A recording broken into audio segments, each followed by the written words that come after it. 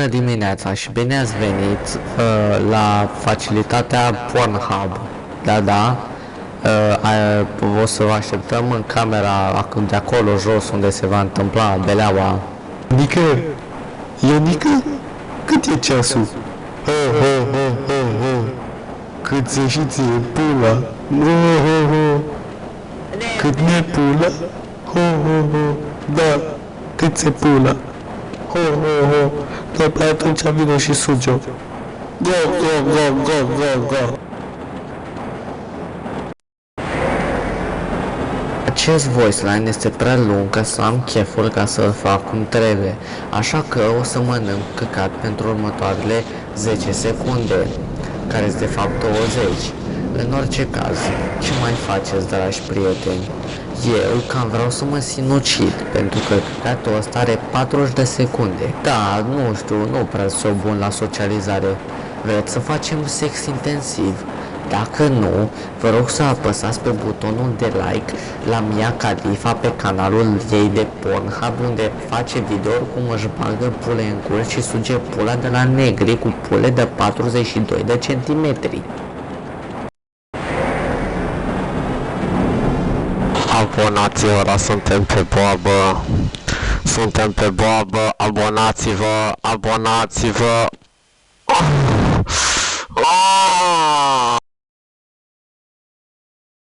Vă rog, țineți-vă dildourile adânc băgate în cur în tot timpul drumului cu trenul, pentru că ăsta aparent este un tren. Da, nu vă panicați, suntem niște experți în așa ceva. Nouă ne place aici la facilitatea Black Mesa, care nu știu cum dracu ar trebui să se traducă în română. O să zicem și noi acolo deșertul negru, chiar dacă Mesa nu înseamnă deșert, e ceva top acolo. În orice caz, sper să vă placă BDSM-ul, care o să îl punem la televizor în camera de așteptare odată ce ajungeți la destinația dorită.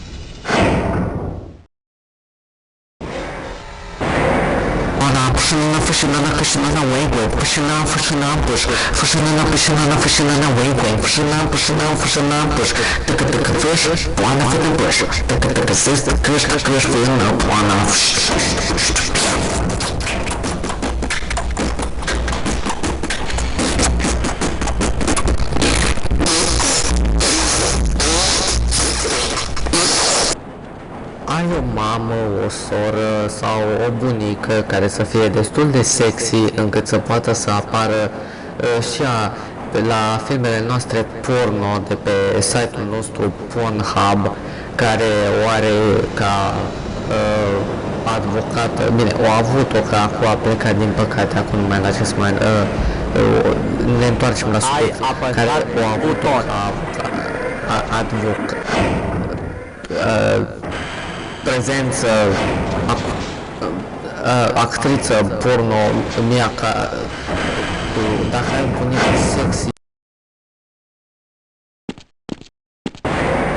Zăitul care l-auziți pe fundal este de la ventilatorul care l-am pornit în acest moment, pentru că trăiesc în vestul Europei, unde este cald ca dracu chiar și în timpul nopții, și în practică acum sunt la un chiloț fără nimic și încerc și o să mă răcoresc. Aici am lângă mine un dezinfectant foarte bun, nu vă recomand să-l beți dacă vreți să aveți IQ peste 70, care e IQ necesar să deschideți o ușă, dar când faci voice line-uri în care trebuie doar să go 24/7, nu vă trebuie intelectual, aveți încredere în mine.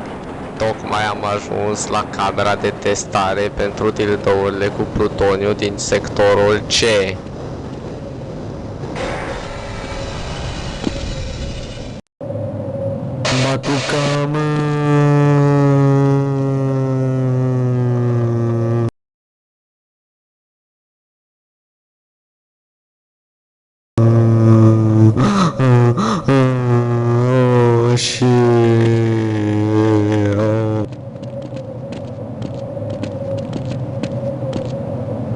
Bună dimineața, Gordon, se pare că ai întârziat.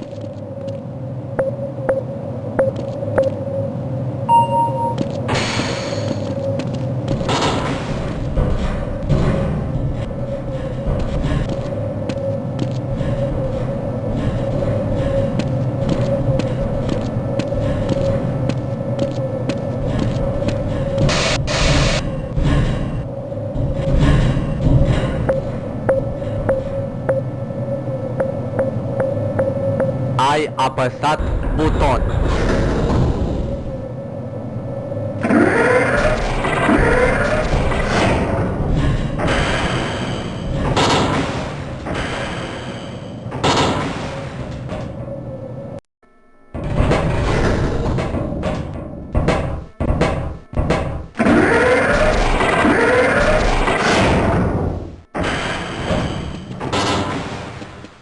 Mr. Freeman, ai cam întârziat la lucru.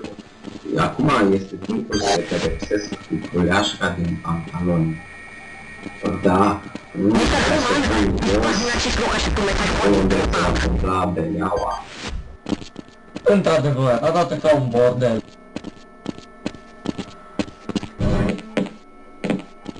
Bună ziua, Dr. Freeman. Puteți da la o poveste? Nu? Te rog să aștepți până mă păs. M-am deșit. Oare așa mă trec o bucurală?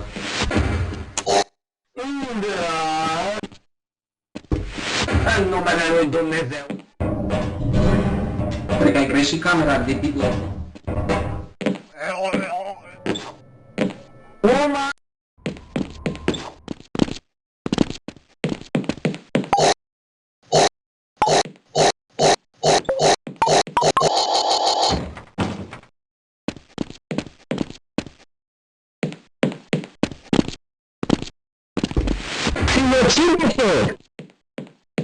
Ai apăsat buton.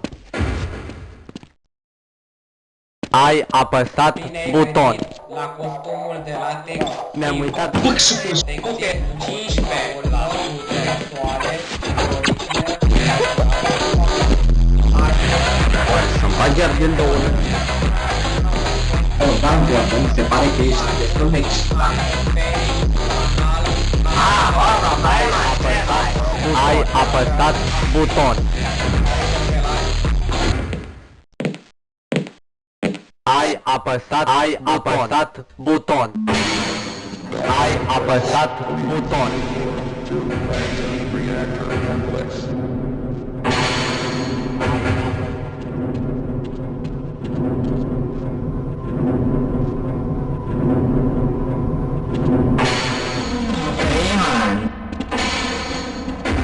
Nu trebuia tu să fii la măta în pizda cu 9 luni. Te rog, lasă-mă în pace până îmi dau drumul. Face sex la târziu.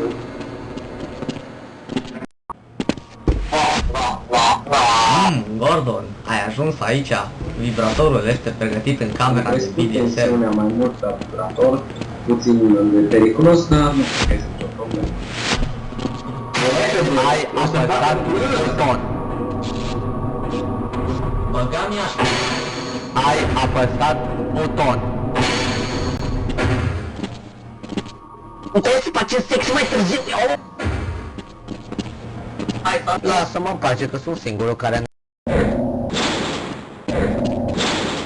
Gordon, îmi este teamă că va trebui să schimbăm procedura. Da, dar cu un motiv foarte bun. Asta este unul dintre mostrele cele mai rare, așa că avem nevoie de mai multe experimente. Și probabil cel mai instabil. Dacă introduci un 3D în orificiu, atunci totul va fi ok. Nu știu cum pot spune asta, dar posibilitatea unei fisuri anale este foarte mică. Da, mă, taci odată, totul va fi în regulă. O să asigurăm administratorului că absolut nimic rău nu se va întâmpla. Da, ai dreptate. Am total încredere în tine, Gordon. Atunci, hai să lăsăm înăuntru. Ai apăsat buton.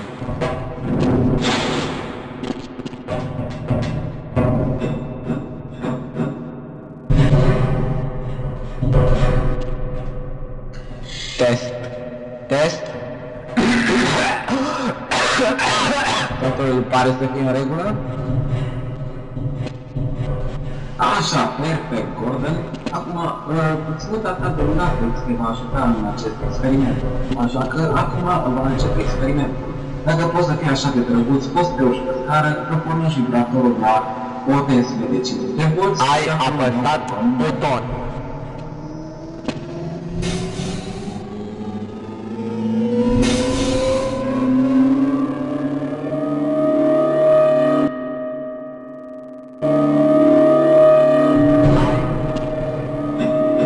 Foarte bine, de aici o să ne ocupăm noi. Dăm drumul la baterii 3, 2, 1. Pot vedea vibrații destul de puternice.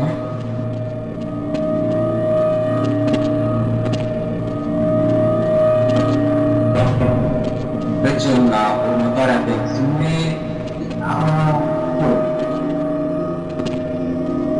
Gordon, nu putem prezice cât va rezista corpul de la navigabilă, așa că te rugăm să lucrezi cât se poate de rapid.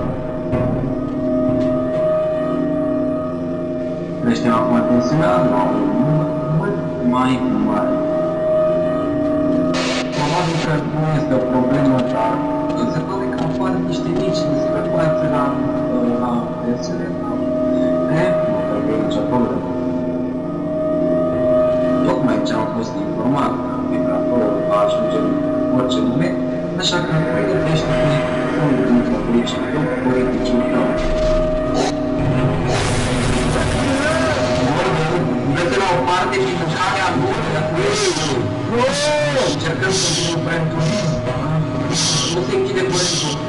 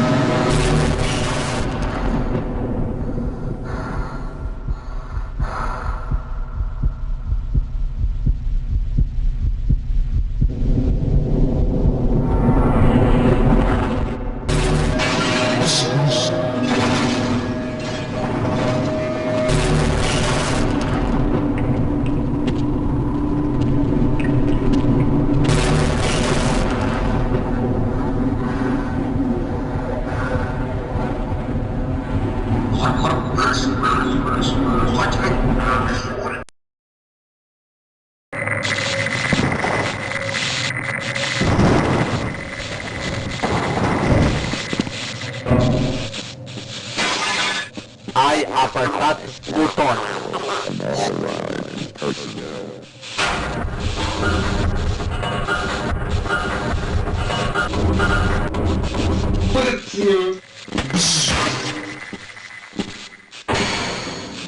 Ai apăsat buton.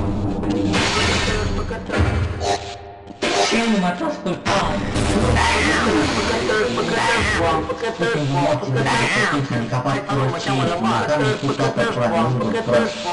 Nu, Gordon Freeman, salvatorul meu, ești o viață.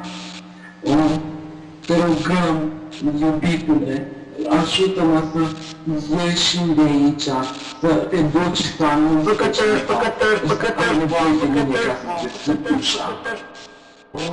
Ce te-ai încântat că poți să-ți Hai salut, mă cheamă Lămar.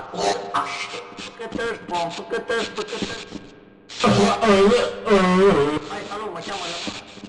De ce dăm așa de...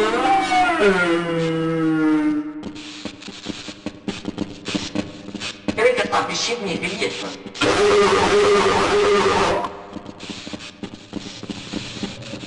Am știut că administratorul nu avea măsură de pulă. Ai apăsat buton.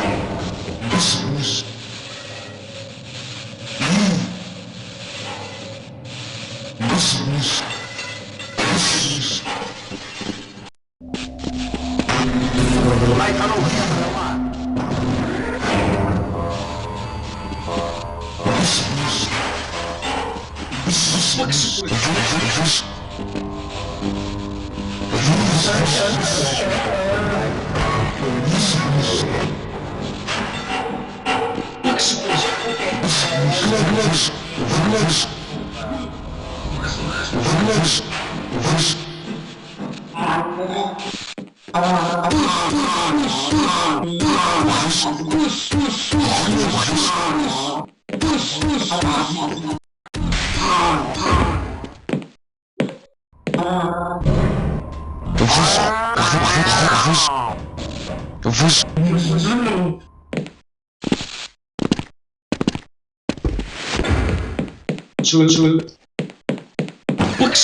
Putere 40%. Putere 55%.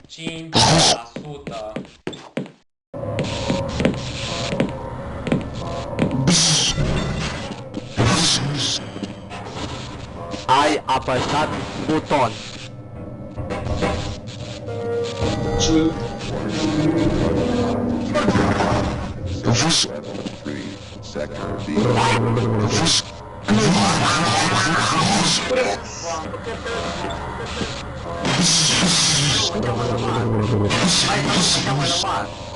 Hai să luăm o ceamă de mar. Hai să luăm o ceamă de mar.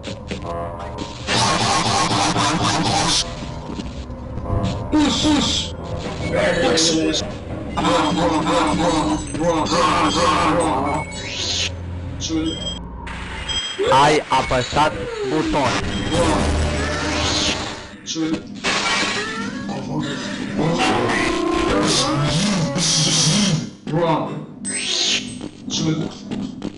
Că știi că mă doare. Nu dăm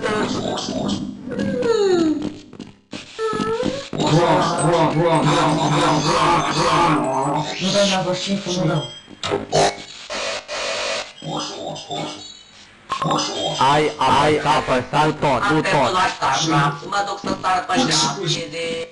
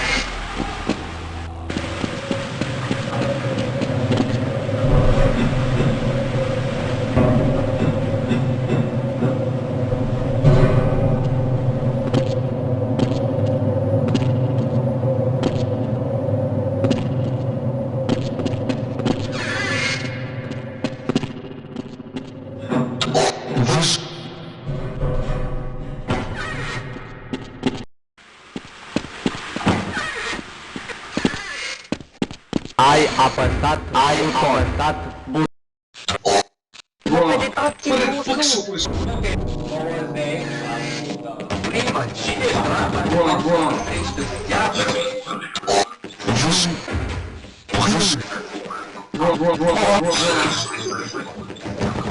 Ai apăsat buton. Nu-mi crede mai mult de atâta.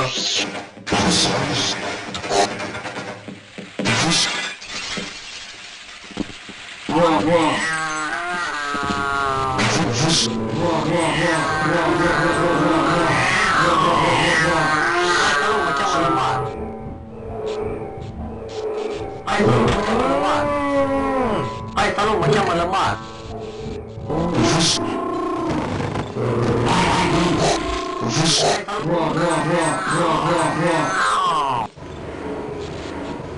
Păcătăși, păcătăși, păcătăși. Hai, salut, mă cheamă Lămar.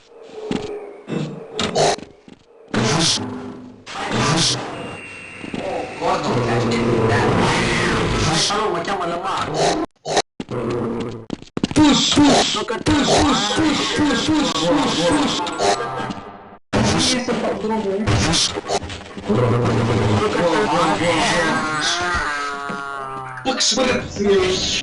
Nu mai pot să o nu pot să-i lua până acum.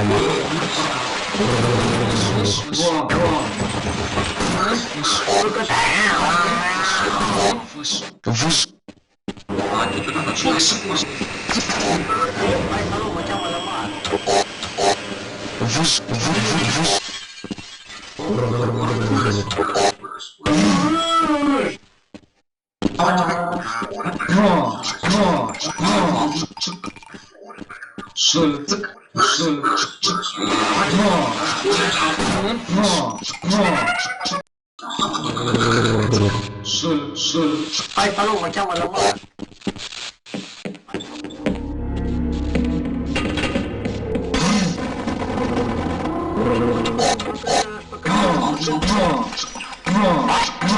Hai, păcătăși, păcătăși.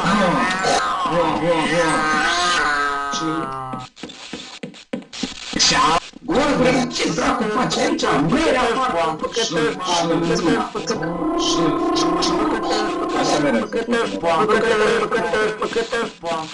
Hai, salut, mă cheamă. Păcătăși, păcătăși.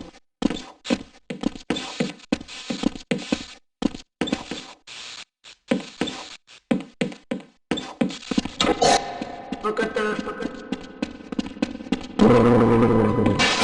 Exact unul ăla. Hai, salut, mă cheamă Lămar. Nu mai pot rezista, o să-mi dau. Scream 3.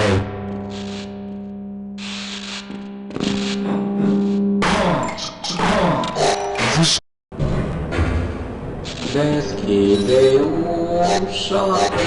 Nu să știi că te-am băgat. Nu știi ce, dacă nu dai bani ăla. Bă, hai să vă zic o poveste. Deci eram în toamna la 1998 și mă jucam antren. Am intrat pe un server de ruși care era pe harta Washington. M-am dus, am văzut un pompier pe un BMX, la mi-a făcut o basparcă, am murit și ai apărat tankul, se uită la copil, ai apărat la ce era și mai tragem BMX și nu m-am... Deschide ușa. O să te aștept. Nu știi ce, dacă nu dai bani ăla. Bă, hai să vă zic o poveste. Eram în toamna la 1998 și mă jucam antren. Am intrat pe un server de ruși care era pe la Washington. M-am dus, am văzut un pompier cu un BMX, o dat jos, au venit, mi-au făcut o baspartă, am murit și ghiciți ce? Bine în pula mea tankul, ai apăsat buton, pe pierul ăla ce pula era și mai tragem BMX și nu mă văd acolo BMX-ul cum se fute și pleacă tankul. Bine, pompierul, dar pe BMX nu vede ce s-a întâmplat, se uită la BMX și dă altă fată. Deschide ușa. Ai schimbat părere, nu? Nu știi ce, dacă nu dai bani ăla. Bă, hai să vă zic o poveste. Deci eram în toamna la 1998 și mă jucam antren. Am intrat pe un server ruși care era pe harta, ai apăsat buton. Am văzut un pompier cu un BMX, o dat jos, au venit, mi-au făcut o baspartă, am murit Și ghicești ce? Bine, ai apăsat buton.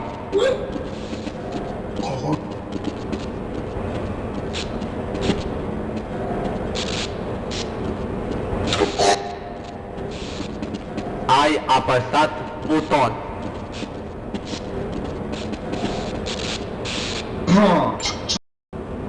Deschide ușa. Acum deschidem calea. Dar știi ce, dacă nu dai bani, eu Bă, hai să vă zic o poveste. Deci eram în toamna la 1998 și ai apăsat buton. Un server de ai apăsat buton. Ai apăsat buton.